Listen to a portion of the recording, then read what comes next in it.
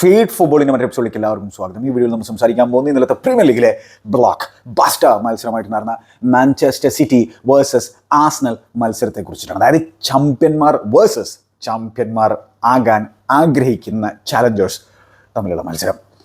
അപ്പോൾ ഈ ഒരു മത്സരം എന്ന് പറഞ്ഞാൽ റീസെൻറ്റ് ഹിസ്റ്ററിയിൽ അത്ര നല്ലൊരു സ്പെക്ടക്കിളൊന്നുമല്ല ന്യൂട്രൽസുകളെ സംബന്ധിച്ചോളം ഡെലിവറി ചെയ്തിട്ടുള്ളത്. അതായത് മാഞ്ചസ്റ്റർ സിറ്റി ലിവർപൂൾ പോലത്തെ തരത്തിലുള്ള Jürgen Klopp versus Pep Guardiola തരത്തിലുള്ള ഒരു ബാറ്റിലല്ല പ്രൊവൈഡ് ചെയ്തിട്ടുണ്ടായിരുന്നു. പക്ഷേ ഇന്നലത്തെ മത്സരത്തിൽ ഇഷ്ടംപോലെ ഡ്രാമ ഉണ്ടായിരുന്നു, ഇഷ്ടംപോലെ എൻ്റർടൈനിങ് ഫാക്ടേഴ്സ് ഉണ്ടായിരുന്നു, പ്രത്യേകിച്ച് ഫസ്റ്റ് ഹാഫിൽ. പിന്നെ ഒരു ബിഗ് മത്സരം കഴിയുന്ന സാഹചര്യത്തിൽ എന്താണ് major talking point refereeing decision ആകുന്നത് എന്നെ സംബന്ധിച്ചിടത്തോളം എനിക്ക് ഇഷ്ടമല്ലാത്തൊരു കാര്യമാണ്. അപ്പോൾ ഈ മത്സരത്തിലും major talking point Michael Oliver എന്ന് പറയുന്ന റെഫറിയുടെ ചില ഡിസിഷനുകളാണ്. മാത്രമല്ല ബിഗ് മത്സരങ്ങളൊക്കെ 11v11 നിൽക്കുമ്പോഴാണ് കുറേ കൂടി എൻ്റർടൈൻമെൻറ്റ് ഉണ്ടാവുക. 11v10 ആകുമ്പോൾ സ്വാഭാവികമായിട്ടും ഒരു ടീമിന് ഡ്രോപ്പ് ഓഫ് ചെയ്യേണ്ടി വരും, ബസ് പാർക്ക് ചെയ്യേണ്ടി വരും. ഈ ബസ് പാർക്ക് ചെയ്യുക എന്ന് പറഞ്ഞാൽ അത്ര എളുപ്പമുള്ളൊരു പണിയൊന്നുമല്ല, അത് വേറെ കാര്യം. ഇപ്പോൾ ചിലപ്പോൾ ചില ആർസണൽ ഫാൻസിന് അതിൻ്റെ ഒരു വാല്യൂ മനസ്സിലാക്കാൻ പറ്റുന്നുണ്ടായിരിക്കും. പണ്ട് ജോസെ മൗറിഞ്ഞോയുടെ ചെൽസി ഇത്തരത്തിൽ മനോഹരമായിട്ട് ഡിഫെൻഡ് ചെയ്യുന്ന സാഹചര്യത്തിൽ ആർസണൽ ഫാൻസ് തന്നെ ബോറിംഗ് ചെൽസി എന്നുള്ള രീതിയിലുള്ള ചാൻസുകളൊക്കെ ഉയർത്തുന്ന സാഹചര്യം എനിക്കിപ്പോൾ ഓർമ്മ വരുന്നുണ്ട്. പക്ഷേ ഡിഫെൻഡ് ചെയ്ത് ടൈറ്റിലുകൾ അടിക്കുക എന്ന് പറഞ്ഞാൽ ഭയങ്കര ബുദ്ധിമുട്ടുള്ള പരിപാടിയാണ്, എളുപ്പമുള്ളൊരു പരിപാടിയൊന്നുമല്ല. കാരണം അതിന് ഹൈ ലെവൽ കോൺസെൻട്രേഷൻ വേണം, ഭയങ്കരമായിട്ട് എല്ലാ ടീംമേറ്റ്സും അതിനായിട്ട് ഒത്തൊരുമയോടുകൂടി പ്രവർത്തിക്കേണ്ട ഒരു സാഹചര്യം കൂടിയുണ്ട്. ഇപ്പോൾ ഈ ആർസണൽ ടീമിനെ കാണുമ്പോൾ ആ ജോസെ മൗറിഞ്ഞോയുടെ ടീമിൻ്റെ ഒരു ഡിഫെൻസീവ് ഷേപ്പ് എനിക്കിതിൽ കാണാൻ സാധിക്കുന്നുണ്ട്. ആ ഒരു ഈഗർനെസ്, ആ ഒരു ക്ലീൻ ഷീറ്റ് പിടിച്ചു നിർത്താൻ ആഗ്രഹിക്കുന്ന തരത്തിലൊരു കൂട്ടം പ്ലെയേഴ്സ് കളിക്കുന്ന പോലെ എനിക്ക് തോന്നുന്നുണ്ട്. ഭയങ്കരമായിട്ട് എൻജോയ് ചെയ്യുന്നുണ്ട് അവർ. ഓരോ ബ്ലോക്കുകളും ഓരോ ഡിഫെൻസീവ് ആക്ഷൻസും വിങ്ങർമാർ മനോഹരമായിട്ട് ട്രാക്ക് ബാക്ക് ചെയ്തിട്ട് ഒടുക്കത്തെ വർക്ക് റേറ്റ് പ്രൊവൈഡ് ചെയ്യുന്നു. അതിന് അവർക്കൊരു മടിയുമില്ല എന്നുള്ളതാണ് ഈ ടീമിന് വേണ്ടിയിട്ട് പ്രവർത്തിക്കാനായിട്ട്. ഫ്ലെയർ ഫുട്ബോളേഴ്സ് എന്ന് കരുതുന്ന വിങ്ങർമാരൊക്കെ ഭയങ്കരമായിട്ട് ട്രാക്ക് ബാക്ക് ചെയ്യുന്നു, മിഡ്ഫീൽഡർമാർ ഡിഫെൻഡ് ചെയ്യുന്നു. 10 പേര് വെച്ച് ചുരുങ്ങിയിട്ടുള്ള സാഹചര്യത്തിൽ ആർസണലിൻ്റെ ഡിഫെൻസീവ് ഷേപ്പ് ആബ്സല്യൂട്ട്ലി ബ്രില്യൻ്റ് ആയിരുന്നു, ആബ്സല്യൂട്ട്ലി ബ്രില്യൻ്റ്. പക്ഷേ ഒരു കാലത്ത് എൻ്റെ ചെൽസിയെ, എൻ്റെ ജോസെ മൗറിഞ്ഞോയുടെ സ്പെഷ്യൽ വണ്ണിൻ്റെ ചെൽസിയെ ഇതേ ആർസണൽ ഫാൻസ് തന്നെ ഭയങ്കരമായിട്ട് ബോറിംഗ് ചെൽസി എന്നുള്ള രീതിയിൽ അവഹേളിക്കാൻ ശ്രമിച്ചിട്ടുണ്ടായിരുന്നു. അത് എനിക്കിപ്പോൾ ഓർമ്മ വന്നിട്ടുണ്ട്. പക്ഷേ ഞാൻ ആർസണൽ അങ്ങനെ പറയില്ല. കാരണം എനിക്കറിയാം ഭയങ്കര ബുദ്ധിമുട്ടുള്ളൊരു പരിപാടിയാണ് ഡിഫെൻഡ് ചെയ്യുക എന്ന് പറഞ്ഞാൽ. അതിനെയും നമ്മൾ സെലിബ്രേറ്റ് ചെയ്യേണ്ട ഒരു സാഹചര്യമുണ്ട്. പക്ഷേ ഇവിടെ വേറൊരു കാര്യമുള്ളത്, ജോസെ മൗറിഞ്ഞോയുടെ ചെൽസി വിന്നേഴ്സായിരുന്നു. ഇങ്ങനത്തെ ഫുട്ബോൾ കളിച്ചിട്ടും അവർ വിൻ ചെയ്യുന്നുണ്ടായിരുന്നു. ഇവിടെ ആർട്ടറ്റയുടെ ആർസണൽ സംബന്ധിച്ചിടത്തോളം ഇനി അടുത്ത കടമ്പ എന്ന് പറഞ്ഞാൽ, ശരിയാണ് അവർ ഒരു FA കപ്പ് കിരീടം സ്വന്തമാക്കിയിട്ടുണ്ട് ആർട്ടറ്റയുടെ ഏർലി ഡേയ്സിൽ. എൻ്റെ ചെൽസിയെ പരാജയപ്പെടുത്തിയിട്ടാണ്, അതിന് കൈയ്യടി കൊടുക്കണം. പക്ഷേ ഇനി ജയിക്കേണ്ട ഒരു സാഹചര്യം കൂടിയുണ്ട്. കാരണം അത്ര അട്രാക്റ്റീവ് ബ്രാൻഡ് ഓഫ് ഫുട്ബോൾ അല്ല കളിക്കുന്നത്. പക്ഷേ ഇതിൻ്റെ കൂടെ സക്സസ് കൂടി വന്നു കഴിഞ്ഞാൽ ഫാൻറ്റാസ്റ്റിക് ആയിരിക്കും. എന്തായാലും ഇന്നലെ ആ കളി കഴിഞ്ഞ് പോകുന്ന ഒരു സാഹചര്യത്തിൽ ഓരോ ആർസണൽ ഫാനിൻ്റെയും ഉള്ളിലുണ്ടായിട്ടുള്ള ഒരു ഡിസപ്പോയിൻമെൻ്റ് ഉണ്ട്. അതായത് അവർ മരിച്ച് ഡിഫെൻഡ് ചെയ്തിട്ട് ഒരു വാല്യബിൾ 3 പോയിൻറ്റ്സ് എത്തിഹാദിൽ തിരിച്ചു കൊണ്ടുപോകും എന്നുള്ള നിലയിൽ എത്തി നിൽക്കുന്നുണ്ടായിരുന്നു. ഓരോ ആർസണൽ ഫാനും ആ ഒരു ഗ്രൗണ്ടിൽ ഇറങ്ങി കളിച്ച പ്രതീതിയാണ് ഉണ്ടായിട്ടുണ്ടാവുക.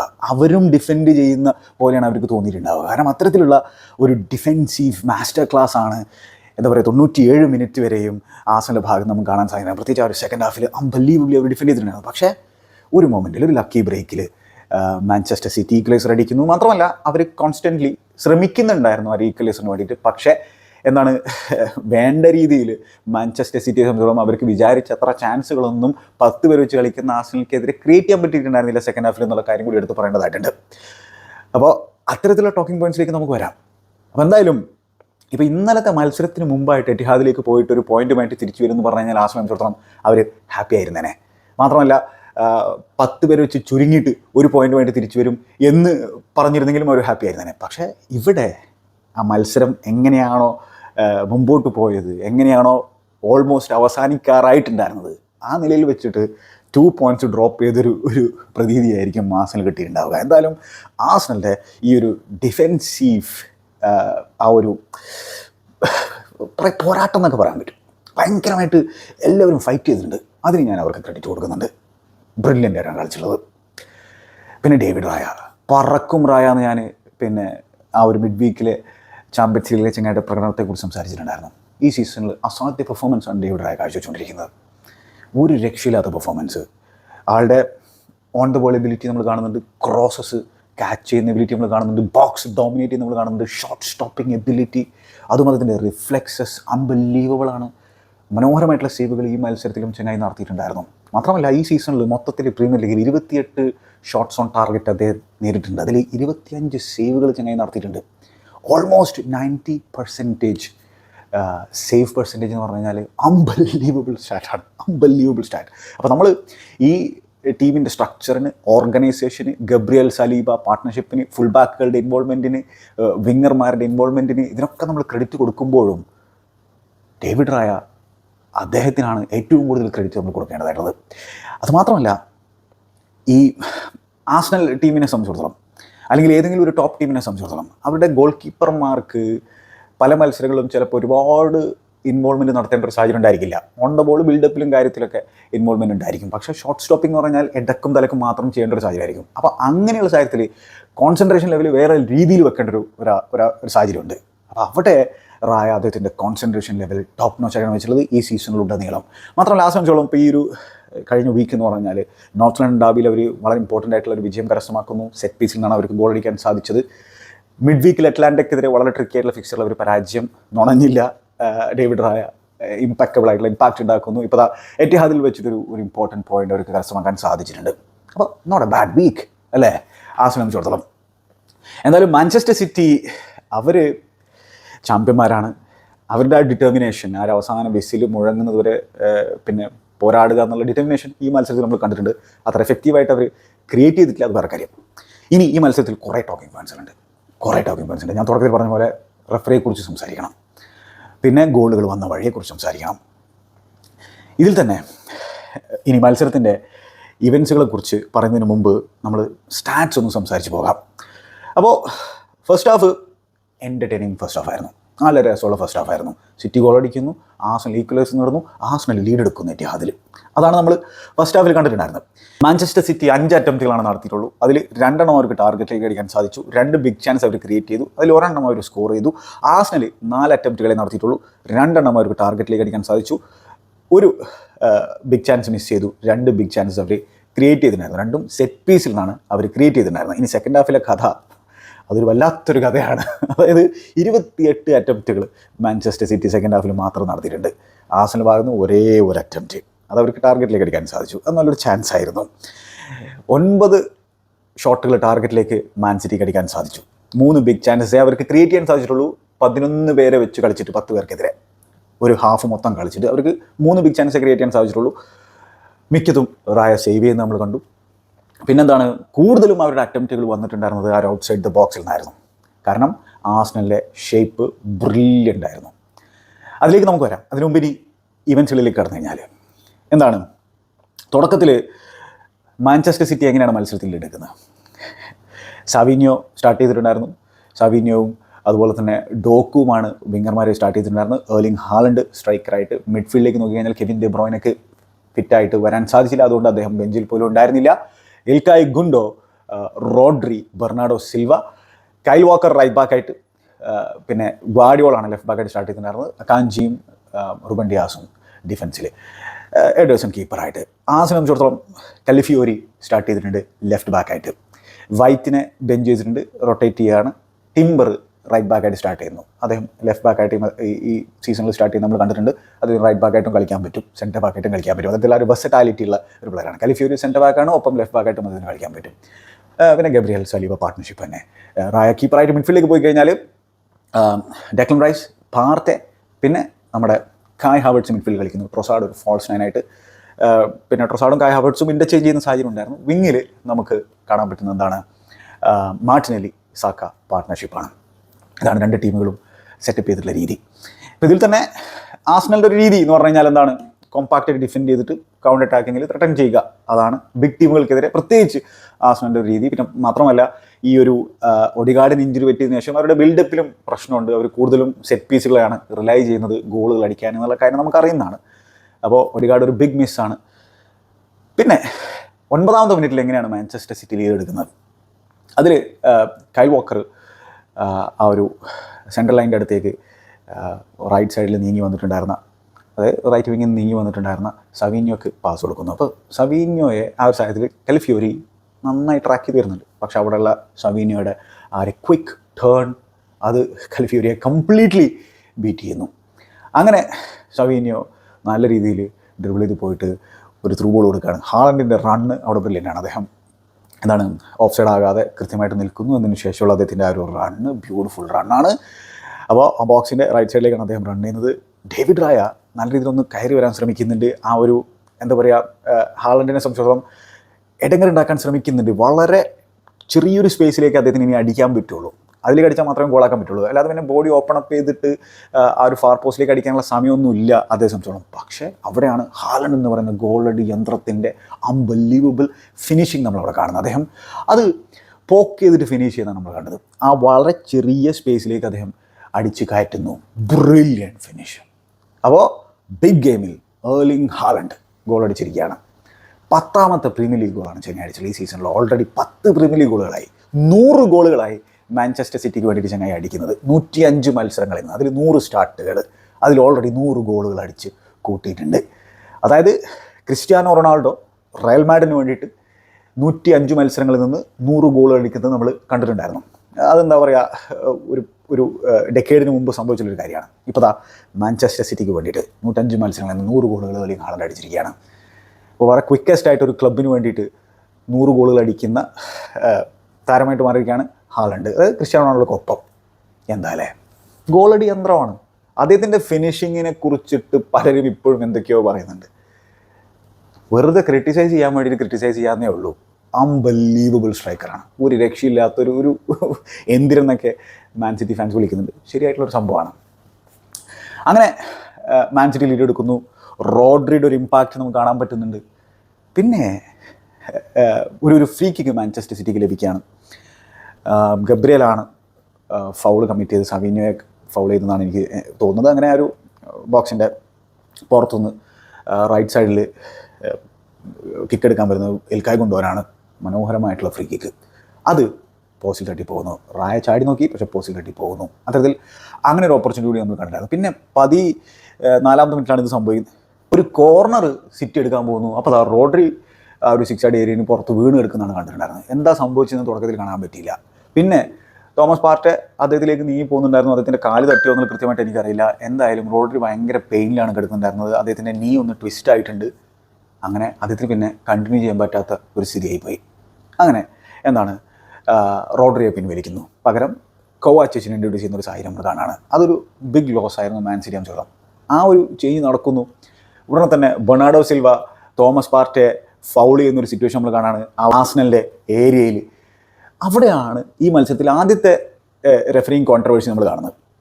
അപ്പോൾ ആ കിക്കിൻ്റെ റീസ്റ്റാർട്ട് നടന്നത്, ഫ്രീ കിക്ക് എടുത്തത് ആ ഒരു ഫൗൾ നടന്ന ഏരിയയിലല്ല ആദ്യത്തെ സംഭവം. ഒരു 10 യാർഡ് മുമ്പോട്ടേക്ക് നീക്കിയിട്ടുണ്ട് ആർസണൽ താരങ്ങൾ. പിന്നെ മൈക്കൽ ഒലിവർ എന്ന് പറയുന്ന റെഫറി 2 ക്യാപ്റ്റന്മാരെയും വിളിച്ച് സംസാരിക്കുന്നുണ്ട്. അപ്പോൾ ബുക്കായോ സാക്കയാണ് ആർസണലിൻ്റെ ക്യാപ്റ്റൻ സാമ്പാൻ തിരിച്ചിട്ടുള്ള ആൾ.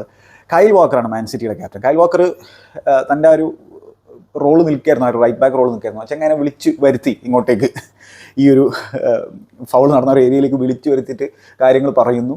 പിന്നെ ഈ കൈൽ വാക്കർക്ക് തിരിച്ച് തൻ്റെ പൊസിഷനിലേക്ക് എത്താനുള്ളൊരു സമയം മൈക്കൽ ഒലിവർ കൊടുത്തില്ല എന്നുള്ളതാണ് മാൻ സിറ്റി പ്ലേയേഴ്സിൻ്റെയും പെപ് ഗോർഡിയോളയുടെയും വാദം. ആ ഒരു സമയം കൊടുത്തില്ല. അതിന് മുമ്പേ തന്നെ ആർസണൽ കിക്ക് എടുത്തു. അത് നമ്മൾ തിരിഞ്ഞു നോക്കുമ്പോൾ ശരിയായിട്ടുള്ളൊരു കാര്യമായിട്ട് തന്നെയാണ് എനിക്ക് തോന്നുന്നത്. ശരിയാണ്, കൈൽ വാക്കർ മാർട്ടിനിൻ്റെ അടുത്തേക്ക് എത്തിയിട്ടുണ്ടായിരുന്നു അതിൻ്റെ പേസും കാര്യങ്ങളൊക്കെ കൊണ്ടിട്ട്. പക്ഷേ സ്റ്റിൽ എന്താണ് വേണ്ട സമയം കൊടുത്തോ എന്നുള്ളതാണ്. വിളിച്ചു വരുത്തിയിട്ട് അപമാനിക്കുന്നൊരു പരിപാടിയായിപ്പോയി. അങ്ങനെ ചെയ്യാൻ പാടില്ലായിരുന്നില്ല. എന്തായാലും കൈൽ വാക്കർ ഈ റെഫറിയായിട്ട് സംസാരിച്ചിട്ട് തിരിച്ചു പോകുന്ന കാര്യത്തിൽ തൻ്റെ ടീംമേറ്റ്സിനോടൊക്കെ പറയുന്നുണ്ട് എന്ന്. പക്ഷേ എന്താണ് മാർട്ടിനലി ആര് ലെഫ്റ്റ് വിങ്ങിലൂടെ ഓടിപ്പോകുന്നു, അദ്ദേഹത്തിലേക്ക് ബോൾ കൊടുക്കുന്നു. ഇഷ്ടംപോലെ സ്പേസ് ഉണ്ട്. മാർട്ടിനലി പിന്നെ ആ ബോക്സിൻ്റെ ആ ലൈൻ്റെ അടുത്തേക്ക് എത്തിയതിന് ശേഷം എന്താണ് തൻ്റെ ലെഫ്റ്റ് ബാക്കായിട്ടുള്ള കലിഫ്യൂരിക്ക് അത് നീക്കി കൊടുക്കുന്നു. കലിഫ്യൂരി ആരും ക്ലോസ് ഡൗൺ ചെയ്യുന്നില്ല. അവിടെ നിന്ന് ആ ഒരു ഏരിയയിൽ നിന്ന് ആ ബോക്സിൻ്റെ പുറത്തുനിന്ന് ആ ഒരു ലെഫ്റ്റ് സൈഡിൽ നിന്ന് കലിഫ്യൂരി എന്ന് പറയുന്ന ഹാൻസം ഇറ്റാലിയൻ ഹങ്ക് ഒരു കിണ്ണം കാച്ച് ഷോട്ട് അങ്ങോട്ട് അടിക്കുന്നതാണ് നമ്മൾ വേണ്ടത്. വാട്ട് എ സ്ട്രൈക്ക് മാൻ. ഓ, അതായത് ആർസണൽ കുപ്പായത്തിൽ ആദ്യത്തെ ഗോളാണ് കലിഫ്യൂരി അടിക്കുന്നത്. അടിച്ചതിന് ശേഷം ആർട്ടറ്റയുടെ അടുത്തേക്ക് പോയിട്ട് ജമ്പ് ചെയ്തിട്ട് ചങ്ങായി സെലിബ്രേറ്റ് ചെയ്യുന്നു. What a goal. അതായത് എജാതി ഒക്കേഷനാണ്, എജാതി മത്സരമാണ്, എജാതി സമയത്താണ് ചങ്ങായി ഗോൾ അടിച്ചത്. ഒരു ഈക്വലൈസർ ഗോളാണ്. ആർസണൽ മത്സരത്തിൽ തിരിച്ചുകൊണ്ടുവരാനുള്ളൊരു ഗോൾ, അതും ഒരു സ്റ്റണ്ണർ ഗോൾ. എഡേഴ്സൺ ചാടി നോക്കി, ഒരു രക്ഷയില്ല. അത് അങ്ങോട്ടേക്ക് മാത്രം അടിച്ചാലേ ഗോളാകുള്ളൂ എന്നാണ് എനിക്ക് തോന്നുന്നത്. കൃത്യമായിട്ടും അതങ്ങോട്ട് അതിലേക്ക് അങ്ങോട്ട് വളഞ്ഞു കയറുന്നത് നമ്മൾ കണ്ടു വലയിലേക്ക്. What a goal man, what a strike. അങ്ങനെ ആർസണൽ മത്സരത്തിലേക്ക് തിരിച്ചു വരുന്നു. സ്വാഭാവികമായിട്ടും പെപ് ഗാർഡിയോള ഫ്രസ്ട്രേറ്റഡ് ആണ്. അദ്ദേഹത്തിൻ്റെ സീറ്റിലേക്ക് പോയിട്ട് ചവിട്ടുന്നു. മാൻ സിറ്റി പ്ലെയേഴ്സ് കംപ്ലയിൻറ്റ് ചെയ്യുന്നു. കാരണം വാക്കറിന് കൃത്യമായിട്ടുള്ള സമയം കൊടുത്തില്ല തിരിച്ചെത്താനെന്നുള്ളതാണ് പറയുന്നത്. പെപ് ഗാർഡിയോള മത്സരത്തിന് ശേഷം പറഞ്ഞത് ഇനി റെഫറി വിളിച്ചാൽ നമ്മൾ പോകില്ല എന്നുള്ള രീതിയിലുള്ള കാര്യമൊക്കെയാണ്. പിന്നെന്താണ്, ആർസണൽ റൈറ്റ് വിങ്ങിലൂടെ അറ്റാക്ക് ചെയ്തിട്ട് ഒരു കോർണർ വിൻ ചെയ്യുന്നു. അങ്ങനെ ബുക്കായോ സാക്കയുടെ ഇൻ സ്വിങ്ങിങ് കോർണർ നമ്മൾ കാണാണ്. ഗബ്രിയലിനെ ഇത്തവണ മാർക്ക് ചെയ്യുന്നത് ഡോക്കുവാണ്. മിസ് മാച്ചാണ്, ഫിസിക്കാലിറ്റി വൈസ് മിസ് മാച്ചാണ്. ഗബ്രിയൽ വളരെ ഡേഞ്ചറസ് ആയിട്ടുള്ളൊരു പ്ലെയറാണ് ഈ സെറ്റ് പീസിൽ നിന്ന്. നമുക്ക് എല്ലാവർക്കും അറിയുന്ന ഒരു സംഭവം തന്നെയാണ്. പെപ് ഗാർഡിയോളയ്ക്കും കൃത്യമായിട്ട് അറിയാം. പിന്നെ എന്തിനു ഡോക്കുവിനെ നിയമിച്ചു എന്ന് നമുക്കറിയില്ല. മാത്രമല്ല ഈ ഫാർ പോസ്റ്റിലേക്ക് ഇൻ സ്വിങ്ങിങ് ഡെലിവറീസ് കൊടുക്കുന്നത് ആർസണലിൻ്റെ ഒരു ടാക്ടിക്കിൻ്റെ ഭാഗമാണ്. അപ്പോൾ ആ ഫാർ പോസ്റ്റ് ഏരിയയിൽ എന്തുകൊണ്ട് കൂടുതൽ പ്ലേയേഴ്സ് നിർത്തുന്നില്ല? ഇപ്പോൾ ഹാളണ്ടിനെ പോലെയുള്ള ഒരു താരത്തെ നിർത്തുന്നില്ല എന്നുള്ളത് നമുക്കറിയില്ല. ഫിസിക്കലായിട്ടുള്ള കുറച്ചുകൂടി സ്ട്രോങ് ആയിട്ടുള്ള പ്ലേയേഴ്സ് നിർത്തുന്നില്ല എന്നുള്ളത് നമുക്കറിയാത്തൊരു സംഭവമാണ്. ഗബ്രിയലിനെ സംബന്ധിച്ചോളം ഒരു ഫ്രീ ഹെഡർ കിട്ടുന്നു. അദ്ദേഹം ഡോക്കുവിനെ അനായാസം അറിയണമെന്നിട്ട് പോയിട്ട് ഹെഡ് ചെയ്യുന്നു. പക്ഷെ അത് ബാറിന് മുകളിലൂടെ പോയി. ഗ്രേറ്റ് ചാൻസ് ആയിരുന്നു ഗബ്രിയലിനെ സംബന്ധിച്ചോളം, ആർസണലിനെ സംബന്ധിച്ചോളം. പക്ഷേ അതൊരു വാർണിംഗ് സൈൻ ആയിരുന്നു മാഞ്ചസ്റ്റർ സിറ്റിക്ക്. അങ്ങനെ വീണ്ടും ആർസണൽ മറ്റൊരു കോർണർ അവിടെ നിന്ന് അധികം വൈകാതെ തന്നെ വിൻ ചെയ്യുന്നു. അഗെയിൻ റൈറ്റ് സൈഡിലൂടെ ബുക്കായോ സാക്ക ഡെക്ലൻ റൈസ് കോമ്പിനേഷനിലാണ്. ഡെക്ലൻ റൈസ് ആ ഒരു RCM റോളിൽ നിന്ന് അദ്ദേഹം നല്ലൊരു റണ്ണൊക്കെ ലങ് ബസ്റ്റിംഗ് റണ്ണ് നടത്തിയിട്ട് സപ്പോർട്ട് സാക്ക കൊടുത്തിട്ടുണ്ടായിരുന്നു. പക്ഷേ അത് കോർണറിൽ കലാശിക്കുകയാണ്. വീണ്ടും സാക്കയുടെ ഇൻ സ്വിങ്ങിങ് കോർണർ വരെയാണ്. ഇത്തവണ പെപ് ഗാർഡിയോള കൈൽ വാക്കറിനെ ഏൽപ്പിച്ചിട്ടുണ്ട് ഈ ഗബ്രിയലിനെ നോക്കാനായിട്ട്. അപ്പോൾ കൈൽ വാക്കർ ഗബ്രിയലുമായിട്ട് മേത്ത് തട്ടിയിട്ടൊക്കെ ഇങ്ങനെ കളിക്കുന്നൊക്കെ ഉണ്ട്, ഇറിറ്റേറ്റ് ചെയ്യാൻ ശ്രമിക്കുന്നുണ്ട്. അനായാസമായിട്ട് കൈൽ വാക്കറിനെ ഗബ്രിയൽ മറികടന്നു പോവാണ്. എന്നിട്ട് അവിടെ ഷിയർ ഫിസിക്കാലിറ്റി കൊണ്ട് ഗബ്രിയൽ അവിടെ ഗോൾ അടിക്കുന്നു. അഗെയിൻ ആ ഫാർ പോസ്റ്റിലേക്ക് same sort of delivery. Again Gabriel അങ്ങോട്ടേക്ക് എത്തുന്നു, അദ്ദേഹം ഫിനിഷ് ചെയ്യുന്നു. അവിടെ ആ ഒരു ഫിസിക്കാലിറ്റി വിൻ ചെയ്യുകയാണ്. മാത്രമല്ല ആർസണൽ ആ ഒരു ഫാർ പോസ്റ്റിൽ ലോഡ് ചെയ്തിട്ടുണ്ട് പ്ലേയേഴ്സിനെ. മാൻ സിറ്റിയുടെ പ്ലേയേഴ്സ് ആണെങ്കിൽ ഫ്രണ്ട് പോസ്റ്റാണ് കൂടുതൽ നിൽക്കുന്നത്. ഒരു സോണൽ മാർക്കിംഗ് ആണ് അവർ ചെയ്യുന്നുണ്ടായിരുന്നത്. അതായത് അവർ ആ ഒരു ഫസ്റ്റ് വാർണിങ്ങിൽ നിന്ന് പഠിച്ചില്ല. പിന്നെ എഡേഴ്സിനെ ബ്ലോക്ക് ചെയ്യാനുള്ള പരിപാടി ഉണ്ടായിരുന്നു. ഒരു VR ചെക്ക് നടത്തുന്നുണ്ടായിരുന്നു. എഡേഴ്സിനെ കാര്യമായിട്ട് പിന്നെ ഹിൻഡർ ചെയ്തു അദ്ദേഹത്തിൻ്റെ ആ ഒരു മൂവ്മെൻറ്റിന്. എന്നുള്ള ഒന്നുമില്ല. സലീബിയും മാർട്ടിനെലിയും ക്ലെവറായിട്ട് ആ ഒരു സിറ്റുവേഷനിൽ ഹാൻഡിൽ ചെയ്ത് നമ്മൾ കണ്ടു. അപ്പോൾ അത്തരത്തിൽ ഈ ആർസണലിൻ്റെ സെറ്റ് പീസ് ഡെലിവറികൾ, അവരുടെ സെറ്റ് പീസ് വഴി ക്രിയേറ്റ് ചെയ്യാനുള്ള അവരുടെ എബിലിറ്റി, പ്രൊഡ്യൂസ് ചെയ്യാനുള്ള എബിലിറ്റി അത് ഭീകരമാണ്. നിക്കോ യോവർ എന്ന് പറയുന്ന ആ ഒരു കോച്ചിന്, സെറ്റ് പീസ് കോച്ചിന് നമ്മളതിന് ക്രെഡിറ്റ് കൊടുക്കേണ്ടതായിട്ടുണ്ട്. അവർ അൺസ്റ്റോപ്പബിളായിട്ട് മാറിയിരിക്കുകയാണ് സെറ്റ് പീസുകളിൽ നിന്ന്. അപ്പോൾ ആർസണലിൻ്റെ ഒരു മെയിൻ ആയുധമാണ്, വജ്രായുധമാണ് സെറ്റ് പീസ് ഗോളുകൾ എന്ന് പറഞ്ഞാൽ. 2022-2023 സീസൺ തുടങ്ങിയ ശേഷം 31 ഗോളുകളാണ് ലീഗിൽ പിന്നെ ആർസണൽ കോർണറിൽ അടിച്ചിട്ടുള്ളത്. രണ്ടാം സ്ഥാനത്ത് ലിവർപൂളാണ് 24 ഗോളുകളുമായിട്ട്. അപ്പോൾ 7 ഗോളുകളുടെ ലീഡുണ്ട് ലിവർപൂളിനെതിരെ ഈ ഒരു കോർണർ കിക്കുകളിൽ നിന്ന്. അപ്പോൾ ഇത് അവരുടെ മെയിൻ ആയുധമാണ്, വജ്രായുധം തന്നെയാണ്. അപ്പോൾ അങ്ങനെ ആർസണൽ ഒരു ഭീകരമായിട്ടുള്ള ടേൺ അറൗണ്ട് നടത്തുന്നു എറ്റിഹാദിൽ, ചാമ്പ്യന്മാരുടെ ഹോം ഗ്രൗണ്ടിൽ. അപ്പോൾ എന്താണ് ഇത്, ഞാൻ തുടക്കത്തിൽ പറഞ്ഞ പോലെ റീസെൻറ്റ് ഹിസ്റ്ററിയിൽ അത്ര ത്രില്ലിംഗ് ആയിട്ടുള്ളൊരു മത്സരമായിരുന്നില്ല. കഴിഞ്ഞ സീസണിൽ തന്നെ 0-0, 1-0 എന്നുള്ള സ്കോർ ലൈൻ 2 മത്സരങ്ങൾ കഴിഞ്ഞ് നമ്മൾ കണ്ടു. അതിൽ തന്നെ ആകെ 6 ഷോട്ടുകൾ മാത്രമേ ടാർഗറ്റിലേക്ക് അടിച്ചിട്ടുണ്ടായിരുന്നുള്ളൂ 2 ടീമുകളും കൂടിയിട്ട്. അതിന് മുമ്പാണെങ്കിൽ മാൻ സിറ്റി പിന്നെ വളരെ ഈസിലി മത്സരങ്ങൾ വിജയിക്കുന്ന തരത്തിലുള്ള സാഹചര്യങ്ങളാണ് നമ്മൾ കണ്ടിരുന്നത്. പക്ഷേ ഇവിടെ ഒരു ഫസ്റ്റ് ഹാഫിൽ ബ്രില്യൻ്റ് ആയിട്ടുള്ള സ്പെക്ടക്കിൾ നമ്മുടെ മുമ്പിൽ ഈ 2 ടീമുകളും പ്രൊഡ്യൂസ് ചെയ്യുന്നു. പക്ഷേ അങ്ങനെ ഒരു സ്പെക്ടക്കിൾ ഉണ്ടെങ്കിൽ അത് ഞാൻ കൊളാക്കി കൈ തരുമട എന്നുള്ള രീതിയിലാണ് മൈക്കിൾ ഒരു കാര്യങ്ങൾ ഹാൻഡിൽ ചെയ്തത് പിന്നീട്. അതായത് എന്താണ് സംഭവിച്ചത്, പിന്നെ ഇഞ്ചുറി ടൈം, റോഡിയുടെ ഇഞ്ചുറി ഒക്കെ ആയതുകൊണ്ട് കുറച്ച് സമയമുണ്ട്. 7 മിനിറ്റ് എങ്ങാനും ഉണ്ടായിരുന്നില്ല. അപ്പോൾ അതിൽ 8ാമത്തെ മിനിറ്റിലെങ്ങാനാണ് ഇത് സംഭവിച്ചതാണ് എൻ്റെ ഓർമ്മ. 7 മിനിറ്റാണോ 6 മിനിറ്റാണോ കൃത്യമായിട്ട് എനിക്ക് ഓർമ്മയില്ല, നിങ്ങൾ പറയണം. എന്തായാലും ഒരു ഹെഡഡ് ക്ലിയറൻസ് വരുന്നു. ട്രൊസാർഡ് ഓൾറെഡി യെല്ലോ കാർഡ് വാങ്ങിയിട്ടുണ്ട്. എങ്ങനെയാണ് അദ്ദേഹത്തിന് ഓൾറെഡി യെല്ലോ കാർഡ് കിട്ടിയെന്ന് വെച്ചാൽ, സവീനിയോ ഒരു അറ്റാക്കിൽ ബോളുമായിട്ട് പോകുമ്പോൾ അദ്ദേഹത്തിനെ കൈയിട്ട് പിടിച്ച് വലിക്കുന്നു. വളരെ സിനിക്കലായിട്ടുള്ള ഫൗൾ നടത്തുന്നു. അതിനാണ് ആദ്യത്തെ യെല്ലോ കാർഡ് കിട്ടിയിട്ടുണ്ടായിരുന്നത്. രണ്ടാമത്തെ യെല്ലോ കാർഡ് വരുന്നത് ഇൽക്കായ് ഗുണ്ടോവനെ ഫൗൾ ചെയ്തിട്ടാണ്. പക്ഷേ ആ ഫൗളിനല്ല അവിടെ യെല്ലോ കാർഡ് കൊടുത്തത്. ആ ഫൗളിന് ശേഷം ട്രൊസാർഡിൻ്റെ റിയാക്ഷൻ എന്ന് പറഞ്ഞാൽ ആ ബോൾ കിക്ക് ചെയ്ത് കളയുക എന്നുള്ളതാണ്. അപ്പോൾ ഇത്തരത്തിൽ റീസ്റ്റാർട്ട് ഡിലേ ചെയ്ത് കഴിഞ്ഞാൽ ബോൾ ഇങ്ങനെ കിക്ക് ചെയ്ത് കളഞ്ഞു കഴിഞ്ഞാൽ യെല്ലോ കാർഡ് കൊടുക്കുന്ന തരത്തിലാണ് ഇപ്പോൾ കാര്യങ്ങളുള്ളത്. പക്ഷെ അത് എന്താ പറയുക, വളരെ കൺസിസ്റ്റൻ്റ് ആയിട്ട് റൂള് എല്ലാ റെഫറിമാരും പാലിക്കുന്നു വെച്ചാൽ ഇല്ല എന്ന് പറയേണ്ടി വരും. പിന്നെ ഇതിനെ പല രീതിയിൽ നമുക്ക് വ്യാഖ്യാനിക്കാം. ഞാൻ 1-2 കാര്യങ്ങൾ പറയാം. ഒന്ന് എന്താണ്, ട്രൊസാർഡിൻ്റെ ഭാഗത്തു നിന്ന് സ്റ്റുപ്പിഡിറ്റിയാണ്. അത് അംഗീകരിച്ചേ പറ്റുള്ളൂ. കാരണം ഓൾറെഡി തൻ്റെ ടീംമേറ്റ് ആയിട്ടുള്ള ഡെക്ലൻ റൈസിന് ഇതേ രീതിയിലുള്ളൊരു സംഭവം നടന്നിട്ട് റെഡ് കാർഡ് കണ്ട് പുറത്തു പോകേണ്ട ഒരു സാഹചര്യം ഉണ്ടായില്ലേ ബ്രൈറ്റനെതിരെ. എന്നിട്ട് ആ മത്സരത്തിൽ സംബന്ധിച്ചിടത്തോളം എന്താണ് 2 പോയിൻറ്റ്സ് നഷ്ടപ്പെടുന്ന ഒരു സാഹചര്യം നമ്മൾ കണ്ടു. അപ്പോൾ ഓൾറെഡി ഇതിനെക്കുറിച്ച് നല്ല രീതിയിലുള്ള ഒരു ലെസൺ കിട്ടിയിട്ടുണ്ടാകും ആർസണൽ പ്ലേയേഴ്സിന്. പിന്നെ സീസൺ തുടങ്ങുന്നതിന് മുമ്പേ തന്നെ PGMOLൻ്റെ ഗൈഡൻസും കാര്യങ്ങളൊക്കെ അവർക്ക് പറഞ്ഞ് മനസ്സിലാക്കി കൊടുത്തിട്ടുണ്ടാവും. പിന്നെ ഡെക്ലൻ റൈസിന് ഈ സംഭവം നടന്നതോടുകൂടിയിട്ട് കാര്യമായിട്ട് തന്നെ കാര്യങ്ങൾ പറഞ്ഞ് മനസ്സിലാക്കിയിട്ടുണ്ടാവും. എന്നിട്ടും അവിടെ ആ ഒരു റിയാക്ഷൻ ട്രൊസാർഡിൻ്റെ ഭാഗത്ത് നിന്ന് നമ്മൾ കണ്ടു. ആൾക്ക് പല രീതിയിലുള്ള ന്യായീകരണം പറയാം. അതായത് വിസിൽ കേട്ടില്ല എന്ന് പറയാം, അല്ലെങ്കിൽ ഹാഫ് കഴിഞ്ഞു എന്നുള്ള വിസിലാണ് ഞാൻ കേട്ടത് എന്ന് വേണമെങ്കിൽ പറയാം. അങ്ങനെ പല രീതിയിലുള്ള ന്യായീകരണങ്ങളും പറയാൻ പറ്റും. പക്ഷേ അവിടെ അത് സംഭവിച്ചു പോയി. അപ്പോൾ അത് വേണമെങ്കിൽ നമുക്ക് ട്രൊസാർഡിനെ ബ്ലെയിം ചെയ്യാം. ഇനി വേറൊരു സംഭവം, നല്ലൊരു സ്പെക്ടക്കിൾ നമ്മളിങ്ങനെ കണ്ടുകൊണ്ടിരിക്കുകയാണ്. അപ്പോൾ ഫുട്ബോൾ എന്ന് പറഞ്ഞാൽ അത്തരത്തിൽ ലോകത്തിൻ്റെ നാനാഭാഗത്തുള്ള ആളുകൾ ഇങ്ങനെ കണ്ടുകൊണ്ടിരിക്കുന്ന ഒരു ഗെയിമാണ്, ബിഗ് ഗെയിമാണ്.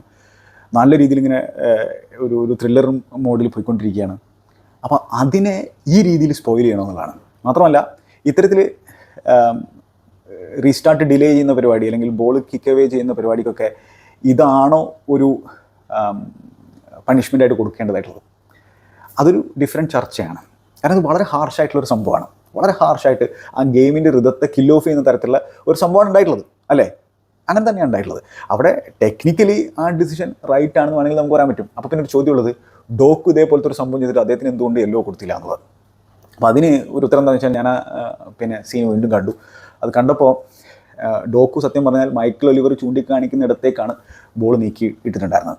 കാരണം അവിടെ വെച്ചിട്ടാണ് റീസ്റ്റാർട്ട് നടക്കേണ്ടതായിട്ടുള്ള ആ ഒരു ഏരിയയിൽ വെച്ചിട്ട് അങ്ങോട്ടേക്കാണ് ഡോക്കു പന്ത് നീക്കി കൊടുത്തത്. അപ്പോൾ അവിടെ ആ ഒരു ആർഗ്യുമെൻറ്റിന് വലിയ വാല്യൂ ഇല്ല എന്നതാണ്. പക്ഷേ പല മറ്റു മത്സരങ്ങളും നമ്മൾ ഇത്തരത്തിൽ യെല്ലോ കാർഡുകൾ കൊടുക്കാത്ത സിറ്റുവേഷൻ നമ്മൾ കണ്ടിട്ടുണ്ട്. പിന്നെന്താണ്, ഒരു ഈക്വലൈസർ പിന്നെ സിറ്റി അടിച്ചതിന് ശേഷം ഹാലണ്ട് ബോൾ എടുത്തിട്ട് ഗബ്രിയലിൻ്റെ തലയിലേക്ക് എറിയുന്നുണ്ട്. അതിനും ഒരു യെല്ലോ കാർഡോ കാര്യങ്ങളോ കൊടുത്തിട്ടില്ല. സത്യം പറഞ്ഞാൽ അതെനിക്ക് വലിയ പ്രശ്നമായിട്ടും തോന്നിയിട്ടില്ല. പക്ഷേ ഞാൻ പറയുന്നത് ഇവന്മാരുടെ ഈ ഒരു ഒലക്കമിലെ റൂളാണ്, ഒരു വല്ലാത്ത റൂളാണല്ലോ അത്. അപ്പോൾ ഇങ്ങനത്തെ റൂളുകൾ ഈ ഗെയിമിന് ഭയങ്കര സില്ലിയാക്കുന്ന തരത്തിലുള്ള റൂളുകളാണ്. ശരിയാണ്, ടൈം വേസ്റ്റിംഗ് പരിപാടികളൊക്കെ സ്റ്റോപ്പ് ചെയ്യാനുള്ള കാര്യങ്ങൾ നോക്കണം, അതൊക്കെ ഞാൻ അംഗീകരിക്കുന്നു. പക്ഷേ ഇത് ഗെയിമിൻ്റെ കംപ്ലീറ്റ് ആ ഒരു ഋതത്തെ, കംപ്ലീറ്റ് ആ ഒരു എൻ്റർടൈൻമെൻറ്റ് ഫാക്ടറിനെ കില്ല് ചെയ്യുന്ന തരത്തിലുള്ള ഒരു സംഭവമാണ് അവിടെ നടന്നതെന്നുള്ളതാണ് എൻ്റെ ഒരു കാഴ്ചപ്പാട്. വളരെ ഹാർഷായിട്ടുള്ള ഡിസിഷനാണ്. ഹാർഷാണെന്ന് നമുക്ക് പറയാം. പക്ഷേ അവിടെ ട്രൊസാർഡിൻ്റെ ഭാഗത്തുനിന്ന് ഒരു സ്റ്റുപ്പിഡിറ്റി ഉണ്ട്. ഓൾറെഡി യെല്ലോ കാർഡിൽ ഇരിക്കുന്ന ഒരു കാര്യത്തിൽ കുറേ കൂടി കെയർഫുൾ ആകണമായിരുന്നു. അതാണ് ഈ ഒരു സംഭവത്തെക്കുറിച്ച് എനിക്ക് നിങ്ങളോട് പറയാനുള്ളത്. എന്തായാലും ആ ഒരു ലീഡ് കൂടി എടുത്തുള്ള സാഹചര്യത്തിൽ പിന്നെ ആർസണലിൻ്റെ ഭാഗത്തുനിന്ന് ഒരു നല്ല രീതിയിലുള്ളൊരു ഡിഫെൻഡിങ് തന്നെയാണ് ഞാൻ പ്രതീക്ഷിച്ചിട്ടുണ്ടായിരുന്നത്. ഈവൻ 11 പേര് വെച്ചിരുന്നു. പക്ഷേ എന്താണ്, 11 പേരുണ്ടാകുമ്പോൾ അവർക്ക് നല്ല രീതിയിൽ കൗണ്ടർ അറ്റാക്ക് ചെയ്യാൻ പറ്റുമല്ലോ. ഇത് 10 പേര് ആയിട്ടുള്ള സാഹചര്യത്തിൽ ഇനി കൗണ്ടർ അറ്റാക്കിങ് ഇല്ല. അവരെന്താണ് ഒരു 6-3-0 എന്നുള്ള രീതിയിലൊക്കെ ഡിഫെൻഡ് ചെയ്യുന്നതാണ് നമ്മൾ സെക്കൻഡ് ഹാഫിൽ കണ്ടിട്ടുണ്ടായിരുന്നത്. 6-3-0 സെക്കൻഡ് ഹാഫിൻ്റെ തുടക്കത്തിൽ വൈറ്റിനെ ഇൻട്രൊഡ്യൂസ് ചെയ്യുന്നു. അങ്ങനെ ഒരു 5 അറ്റ് ദ ബാക്കിലേക്ക് നീങ്ങാനായിരുന്നു ശ്രമം ഉണ്ടായിരുന്നത്. പക്ഷേ അതൊരു 6 അറ്റ് ദ ബാക്ക് രീതിയിലേക്ക് മാറുന്നു. കാരണം എന്ന് വെച്ചാൽ മാർട്ടിനെല്ലി എന്ന് പറയുന്ന വിങ്ങറും ഡിഫൻസിലേക്ക് വരുന്ന ഒരു സാഹചര്യം. അങ്ങനെ 6-3-0 ആകുന്ന സിറ്റുവേഷനാണ് പലപ്പോഴും നമുക്ക് കാണാൻ പറ്റുന്നുണ്ടായിരുന്നത്. അപ്പോൾ അതിൽ ഞാൻ പറഞ്ഞല്ലോ, ഈ വിങ്ങറുടെയൊക്കെ ഈ പിന്നെ ഡിഫെൻഡ് ചെയ്യാനുള്ള ആ ഒരു ത്വര ആ ഒരു ടീമിന് വേണ്ടിയിട്ട് അറ്റാക്കിൽ കോൺട്രിബ്യൂട്ട് ചെയ്യാൻ പറ്റുന്നില്ലെങ്കിൽ ഡിഫെൻസിലെങ്കിലും കോൺട്രിബ്യൂട്ട് ചെയ്യുക എന്ന തരത്തിലുള്ള മെൻറ്റാലിറ്റിയൊക്കെ നമ്മൾ ക്രെഡിറ്റ് കൊടുക്കേണ്ടതായിട്ടുണ്ട്. ആ ബോക്സിൻ്റെ പുറത്തും ഒരു സ്പേസും ഈ സിറ്റി പ്ലേയേഴ്സിന് കൊടുക്കാത്ത സാഹചര്യം. പിന്നെ സിറ്റി പ്ലേയേഴ്സ് സംബന്ധിച്ചോളം ലോങ് റേഞ്ച് അറ്റംപ്റ്റുകൾ മാത്രമേ നടത്താൻ പറ്റൂ. അതും ആർക്കൊക്കെയാണ്, ഡിഫൻഡർമാരെ എടുക്കുന്നതിൽ ഓക്കെ ആയിരുന്നു, അവരെ കാര്യമായിട്ട് ക്ലോസ് ഡൗൺ ചെയ്യുന്നുണ്ടായിരുന്നു. പക്ഷേ ട്രിക്കി പ്ലേയേഴ്സ് ആയിട്ടുള്ള, ക്രിയേറ്റീവ് പ്ലേയേഴ്സ് ആയിട്ടുള്ള ബെർണാർഡോ സിൽവ, അത്തരത്തിലുള്ള താരങ്ങളെ പെട്ടെന്ന് ക്ലോസ് ഡൗൺ ചെയ്യാൻ പിന്നെ മാൻ സിറ്റി ശ്രമിക്കുന്നുണ്ടായിരുന്നു. പിന്നെ അവർക്ക് കാര്യമായിട്ട് വിട്ട് പ്രൊവൈഡ് ചെയ്തിട്ട് വിങ്ങിൽ നിന്ന് ടേക്ക് ഓണുകളൊന്നും എടുക്കാൻ പറ്റുന്നില്ല. കാരണം എന്താണ്, ഡബിൾ അപ്പ് ചെയ്യുന്നുണ്ടായിരുന്നു ഈ ആർസണൽ പ്ലേയേഴ്സ് വിങ്ങിൽ എന്നുള്ള കാര്യം ഓർക്കേണ്ടതായിട്ടുണ്ട്. അപ്പോൾ അങ്ങനെ ബ്രില്യൻ ഡിഫെൻസീവ് ഡിസ്പ്ലേ നമ്മൾ ആർസണൽ ഭാഗത്ത് കാണുകയാണ്. പിന്നെ ഡേവിഡ് റായയുടെ സേവുകളെ കുറിച്ച് നമ്മൾ സംസാരിച്ചു. ഇതിൽ തന്നെ ഇമ്പോർട്ടൻ്റ് ആയിട്ടുള്ള ചില സേവുകളിലേക്ക് നമ്മൾ പോയി കഴിഞ്ഞാൽ സെക്കൻഡ് ഹാഫിൽ വാക്കറിൻ്റെ റൈറ്റ് സൈഡിൽ നിന്നുള്ള ഒരു ക്രോസ്, കെവിൻ ഡെ ബ്രൂയിനെ ആ സ്റ്റൈൽ ഓഫ് ക്രോസ് നമ്മൾ റൈറ്റ് ഹാഫ് സ്പേസിൽ നിന്ന് കാണുകയാണ്. ഫാർ പോസ്റ്റിൽ നിന്ന് ഹാളണ്ടിൻ്റെ നല്ലൊരു ഹെഡർ, അദ്ദേഹം താഴേക്കാണ് ഹെഡ് ചെയ്തിട്ടുണ്ടായിരുന്നത്. ഗ്രേറ്റ് റിയാക്ഷൻ നമുക്ക് ഡേവിഡ് റായയുടെ ഭാഗത്ത് കാണാൻ സാധിക്കുന്നു. റീബൗണ്ട് ബോക്സിൽ നിൽക്കുന്ന സിക്സ് യാർഡ് ഏരിയയ്ക്ക് പുറത്ത് നിൽക്കുന്ന ബെർണാഡോ സിൽവയിലേക്ക് എത്തുന്നു. ബെർണാഡോ സിൽവയെ അവിടെ ഇടങ്ങറാക്കുന്നുണ്ട് കായ് ഹാവർട്സ്. അപ്പോൾ അദ്ദേഹം അടിച്ച ഷോട്ട് ബാറിന് മുകളിലൂടെ പോകുന്നു. അത് നല്ലൊരു ചാൻസ് ആയിരുന്നു സിറ്റിയെ സംബന്ധിച്ചിടത്തോളം. പിന്നെ തോമസ് പാർട്ടെ ആ ഒരു ബോക്സിൽ ചെസ്റ്റ് ഡൗൺ ചെയ്തിട്ടുള്ള ഒരു അവസരം ഉണ്ടായിരുന്നു. ഡിയാസ് ഗാർഡിയോള പിക്ക് ചെയ്യുന്നു. ഗാർഡിയോള നല്ലൊരു അറ്റംപ്റ്റ് ബോക്സിൻ്റെ ലെഫ്റ്റ് സൈഡിൽ നിന്ന്. അത് പാർട്ടി എന്താ പറയുക, അത് റായ സേവ് ചെയ്യുന്നു. Brilliant save. അതേപോലെ തന്നെ റായയുടെ മറ്റൊരു സേവ് എന്ന് പറഞ്ഞാൽ ഗാർഡിയോളിൻ്റെ ഒരു വോളി സാധനം ഉണ്ടായിരുന്നു. അത് സ്വീറ്റ് ആയിട്ടുള്ള കണക്ഷനാണ് ഗാർഡിയോളിന് കിട്ടിയിട്ടുണ്ടായിരുന്നു. പക്ഷേ what a save again. David Raya ചാടി സേവ് ചെയ്യുന്നു. പിന്നെ എങ്ങനെയാണ് ആ ഗോൾ വന്നത്? അപ്പോൾ ഇതിൽ പെപ് ഗാർഡിയോളയെ സംബന്ധിച്ചിടത്തോളം എന്താ സംഭവം എന്ന് വെച്ചാൽ അദ്ദേഹത്തിന് ഈ ഫോഡനെയും ഗ്രീലിഷിനെയൊക്കെ കുറച്ചുകൂടി നേരത്തെ ഇറക്കാമായിരുന്നു എന്നുള്ളൊരു വാദം എനിക്ക് ഉന്നയിക്കാനുണ്ട്. കാരണം അവർ ചെയ്തുകൊണ്ടിരിക്കുകയായിരുന്നു. വളരെ പ്രെഡിക്റ്റബിളായിട്ടാണ് കാര്യങ്ങളുണ്ടായിരുന്നത്. ആ സംബന്ധിച്ചിടത്തോളം വളരെ കംഫർട്ടബിളായി ഡിഫെൻഡ് ചെയ്യുകയാണ്. കാരണം അവർ റുബൻ ഡിയാസിനോട് അടിക്കാൻ പറയുന്നു, കൊവാച്ചിനോട് അടിക്കാൻ പറയുന്നു. ഈ റോഡ്രി ഉണ്ടായിരുന്നെങ്കിൽ റോഡ്രിയുടെ ഷൂട്ടിംഗ് എബിലിറ്റി കുറച്ചുകൂടെ ബെറ്ററാണ് നമുക്കറിയുന്നതാണ്. കുറച്ചുകൂടെ നല്ല ബെറ്ററാണ് ഈ പ്ലേസിനൊക്കെ കൺസിഡർ ചെയ്യുമ്പോൾ. അപ്പോൾ റോഡ്രിയൊക്കെ ഔട്ട് ചെയ്ത് ബോക്സിൽ നിന്ന് അടിക്കുകയാണെങ്കിൽ അത് വേറെ രീതിയിൽ ഒരു ടെസ്റ്റായി പോയതിനെ ആ സംശയം. മാത്രമല്ല റോഡ്രി പോയതിനു ശേഷം മാൻ സിറ്റിയുടെ മിഡ്ഫീൽഡിൽ ഒരു പ്രശ്നം നമുക്ക് കാണാൻ സാധിക്കുന്നായിരുന്നു. ഇവർ ഗോളുകൾ കൺസീഡ് ചെയ്യുന്നതിൽ റോഡ്രിയുടെ ഒരു ആബ്സെൻസ് കൃത്യമായിട്ടും നമുക്ക് കാണാൻ പറ്റുന്നതെന്നുള്ള വേറെ കാര്യം. റോഡ്രി ഒരു രക്ഷയില്ലാത്തൊരു ഫുട്ബോളറാണ്. റോഡ്രി ഇല്ലാത്ത മാൻ സിറ്റി സൈഡിലേക്ക് നമ്മൾ നോക്കുമ്പോൾ, പ്രത്യേകിച്ച് ബിഗ് ടീമുകളുടെ കാര്യമാണ് ഞാൻ പറയുന്നത്, ഒരു ഇത്തിരി ആശ്വാസം ഉണ്ടായിരിക്കും ഒപ്പോസിഷൻ ടീമിനും ഒപ്പോസിഷൻ ടീമിൻ്റെ ആരാധകർക്കും. ശരിയാണ്, ഇവിടെ റോഡ്രിക്ക് ഇഞ്ചുറി പറ്റി, ഒരു പ്ലെയറിനും ഇഞ്ചുറി പറ്റുന്നതിനോട് എനിക്ക് യാതൊരു താല്പര്യമില്ല. കാരണം അത് നല്ലൊരു കാര്യമല്ല. അതിപ്പോൾ ഒപ്പോസിഷൻ ടീമിൻ്റെ ആളായിക്കഴിഞ്ഞാലും ഇഞ്ചുറി ആകണേ എന്നുള്ള ഒരു തരത്തിലുള്ള ചിന്ത എനിക്കില്ല. അങ്ങനെ ആവാനും പാടില്ല. കാരണം അത് ഇടങ്ങറ് പിടിച്ചൊരു പരിപാടിയല്ലേ. എന്നാലും ഈ റോഡ്രി ഇല്ലാത്ത മാൻ സിറ്റി പ്രത്യേകിച്ച് ബിഗ് ഗെയിംസിൽ ഇടങ്ങറാവുന്നതാണ് നമ്മളിപ്പോൾ മുമ്പും കണ്ടിട്ടുള്ളത്, ഈ മത്സരത്തിലും കണ്ടിട്ടുണ്ടായിരുന്നു. അപ്പം അങ്ങനെ ഈ കൊവാച്ചിച്ചിൻ്റെയൊക്കെ ഷൂട്ടിംഗ് എബിലിറ്റി ഇത്തിരി പ്രശ്നമാണ്. ശരിയാണ്, കൊവാച്ചിച്ചിൻ്റെ ആ ഒരു ഷോട്ടിനൊടുവിലാണ് ആ ഒരു ഈക്വലൈസർ വന്നത്, വേറെ കാര്യം. അപ്പോൾ ഞാൻ പറഞ്ഞിരുന്നത് മാൻ സിറ്റിക്ക് ഇപ്പോൾ ഗ്രീലിഷിനൊക്കെ 78ാമത്തെ മിനിറ്റിലാണ് ഇൻട്രൊഡ്യൂസ് ചെയ്തത്. ജോൺ സ്റ്റോൺസിനെ കൈൽ വാക്കറിനെ മാറ്റിയിട്ട് 78ാമത്തെ മിനിറ്റിൽ ഇൻട്രൊഡ്യൂസ് ചെയ്യുന്ന ആ ഒരു സെറ്റ് പീസുകളിൽ നിന്ന് ഒരു ഇമ്പാക്ട് ഉണ്ടാക്കാൻ വേണ്ടിയിട്ടായിരിക്കണം ഫോഡനെ കൊണ്ടുവന്നത് 70ാമത്തെ മിനിറ്റിലാണ്. ജെറമി ഡോക്കൊന്നും ഒരു ടേക്ക് ഓണുകളോ അല്ലെങ്കിൽ കാര്യമായിട്ടുള്ള പിൻ പോയിൻറ്റ് ക്രോസുകളോ ഒന്നും കൊടുക്കുന്നുണ്ടായിരുന്നില്ല.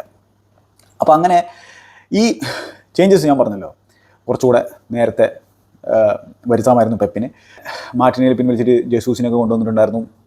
പിന്നെ എന്താണ്, ഈ ലൂയിസ് കെലി വളരെ ലേറ്റായിട്ട് ചങ്ങാനും കൊണ്ടുവന്നിട്ടുണ്ടായിരുന്നു ടിംബറിന് പകരമായിട്ട്. ഈ ലൂയിസ് കെല്ലിയുടെ മറ്റൊരു സംഭവം എന്ന് വെച്ചാൽ ആൾ ആ ഒരു പിന്നെ ഇറങ്ങുന്നതിന് മുമ്പ് അവിടെ ജോഗ് ചെയ്തുകൊണ്ടിരിക്കുന്ന സാഹചര്യത്തിൽ പുള്ളിക്കാരന് യെല്ലോ കാർഡ് നമ്മുടെ മൈക്കിൾ ഒലിവർ കൊടുത്തിട്ടുണ്ടായിരുന്നു. അതായത് അദ്ദേഹം പ്രീമിയർ ലീഗിൽ ഡെബ്യൂ നടത്തുന്നതിന് മുമ്പേ തന്നെ യെല്ലോ കാർഡ് കിട്ടേണ്ട ഒരു സാഹചര്യം നമ്മൾ കണ്ടു. അപ്പോൾ അത്തരത്തിലുള്ള ഒരു സംഭവം കൂടി ആ മത്സരത്തിൽ നടന്നിട്ടുണ്ടായിരുന്നു. ഇനി ഗോൾ വന്നെങ്ങനെയാണെന്ന് വെച്ചാൽ ഗ്രീലിഷ് ടേക്ക് ഓൺ ചെയ്യുന്നു. 7 മിനിറ്റ് ആയിട്ടുണ്ട്. പക്ഷേ അതിനിടയിൽ എന്താണ് ഗെയിം മാനേജ്മെൻറ്റിൻ്റെ പരിപാടികളൊക്കെ ആസ്ട്രേലിയ ഭാഗത്ത് നമുക്ക് കാണാൻ പറ്റുന്നുണ്ടായിരുന്നു. ടിംബർ നിലത്തിരിക്കുന്ന സിറ്റുവേഷൻസൊക്കെ ഉണ്ടായിരുന്നു ഈ മത്സരത്തിൽ. ഡേവിഡ് റായ കുറച്ച് നേരം ഇരിക്കുന്ന സിറ്റുവേഷൻ ഉണ്ടായിരുന്നു. അങ്ങനെ ഗെയിം മാനേജ് ചെയ്യാനും സ്ലോ ഡൗൺ ചെയ്യാനുള്ള ശ്രമങ്ങളൊക്കെ ഉണ്ടായിരുന്നു. അപ്പോൾ അതിൻ്റെ ഭാഗമായിട്ട് കുറച്ചുകൂടെ മിനിറ്റ്സ് ആഡ് ചെയ്യപ്പെട്ടു. അപ്പോൾ അതിൽ ഈ കോർണർ ഗ്രീലിഷ് ലെഫ്റ്റ് സൈഡിൽ നിന്ന് ടേക്ക് ഓൺ ചെയ്തിട്ട് കോർണർ വിൻ ചെയ്യുന്നു. ഷോർട്ട് കോർണർ എടുക്കുന്നു. എന്നിട്ട് ഗ്രീലിഷ് ബോക്സിലേക്ക് വരികയാണ്. എന്നിട്ട് കട്ട് ബാക്ക് കൊടുക്കുന്നു. കൊവാച്ചിച്ച് ബോക്സിന് അകത്ത് സ്പേസ് നിൽക്കുകയാണ്. അദ്ദേഹത്തിന് അത്തരത്തിലുള്ള സ്പേസ് കിട്ടുന്നുണ്ടായിരുന്നില്ല മുമ്പ്. ക്ലോസ് ഡൗൺ ചെയ്യുന്നുണ്ടായിരുന്നു, അല്ലെങ്കിൽ മറ്റൊരു താരത്തിന് കിട്ടുന്നുണ്ടായിരുന്നില്ല. ഇവിടെ കൊവാച്ചിച്ചിൻ്റെ ഷോട്ട് ബ്ലോക്ക് ചെയ്യപ്പെടുന്നു. ആസ് യൂഷ്വൽ ആസനം മനോഹരമായിട്ട് ബ്ലോക്ക് ചെയ്യുന്നത് നമ്മൾ കണ്ടിട്ടുണ്ട് ഈ മത്സരത്തിൽ. ബ്ലോക്ക് ചെയ്യുന്നു, പക്ഷേ അത് പിന്നെ വീണുപോയത് നേരെ ആ ബോൾ പോയി വീണത് ജോൺ സ്റ്റോൺസിൻ്റെ അടുത്തേക്കാണ്. ജോൺ സ്റ്റോൺസ് അത് ഫിനിഷ് ചെയ്യുന്നു. അങ്ങനെയാണ് ആ ഈക്വലൈസർ ഗോൾ മാൻ സിറ്റി അടിച്ചത്. അവരുടെ ഡിറ്റർമിനേഷൻ മികച്ചതാണ്, പക്ഷെ അവിടെ ഒരു ലക്കി ബ്രേക്ക് ഉണ്ട്. അപ്പോൾ ഇങ്ങനെ എന്താണ് ഭയങ്കരമായിട്ട് ഡിഫെൻഡ് ചെയ്യുമ്പോൾ ഇത്തരത്തിലുള്ള സംഭവങ്ങൾക്കുള്ള സാധ്യതയുണ്ട്. കാരണം കോൺസ്റ്റൻ്റായിട്ട് അറ്റംപ്റ്റ് നടത്തിക്കൊണ്ടിരിക്കില്ല. അപ്പോൾ ചില ഡിഫ്ലക്ഷനൊക്കെ ചിലപ്പോൾ അങ്ങോട്ടും ഇങ്ങോട്ടൊക്കെ ആയിപ്പോകും. കാരണം ഷോട്ടുകൾ തുരുതുരടിച്ചുകൊണ്ടിരിക്കുകയല്ലേ. അപ്പോൾ അങ്ങനെയാണ് ഈ മത്സരം അവസാനിച്ചത്. പിന്നെ മറ്റൊരു ഇൻട്രസ്റ്റിംഗ് ആയിട്ടുള്ള സ്റ്റാറ്റ് കൂടി ഉണ്ടായിരുന്നു, അത് ഞാൻ പറയാൻ മറന്നുപോയി. അതായത് ഈ മത്സരത്തിൽ കായ് ഹാവർട്സും ടിംബറും ഒറ്റ പാസ് പോലും കംപ്ലീറ്റ് ചെയ്തിട്ടുണ്ടായിരുന്നില്ല. ഒപ്റ്റ ഇത്തരത്തിലുള്ള റെക്കോർഡുകൾ പിന്നെ സ്വരുക്കൂട്ടിയെടുക്കാൻ തുടങ്ങിയതിന് ശേഷം ആദ്യമായിട്ടാണ് ഒരു പ്രീമിയർ ലീഗ് മത്സരത്തിൽ 89+ മിനിറ്റുകൾ കളിച്ചിട്ടുള്ള ഏതെങ്കിലും താരം പാസ് കംപ്ലീറ്റ് ചെയ്യാത്തത് എന്നുള്ള പ്രത്യേകതയുണ്ട്. ഇതിലാണെങ്കിൽ 2 താരങ്ങൾ അത്തരത്തിൽ പാസുകൾ കംപ്ലീറ്റ് ചെയ്തില്ല. 6 പാസിംഗ് അറ്റംപ്റ്റുകൾ ടിംബർ നടത്തിയപ്പോൾ കായ് ഹവേർട്സ് 5 പാസിംഗ് അറ്റംപ്റ്റുകൾ നടത്തിയത് കംപ്ലീറ്റ് ചെയ്യാൻ സാധിച്ചില്ല. അപ്പോൾ ആ ഒരു മത്സരത്തിൻ്റെ നേച്ചർ എന്തായിരുന്നു എന്നുള്ളത് ഈ ഒരു സ്റ്റാറ്റിൽ തന്നെ നമുക്ക് മനസ്സിലാക്കാൻ സാധിക്കും. ഇതാണ് ഈ മത്സരത്തെക്കുറിച്ച് എനിക്ക് നിങ്ങളോട് പറയാനുള്ളത്. നിങ്ങളുടെ അഭിപ്രായങ്ങൾ എന്തായാലും കമൻറ്റ് ബോക്സിൽ രേഖപ്പെടുത്താൻ മറക്കരുത്. മറ്റൊരു അധ്യായത്തിൽ നമുക്ക് വീണ്ടും കാണാം. Good bye.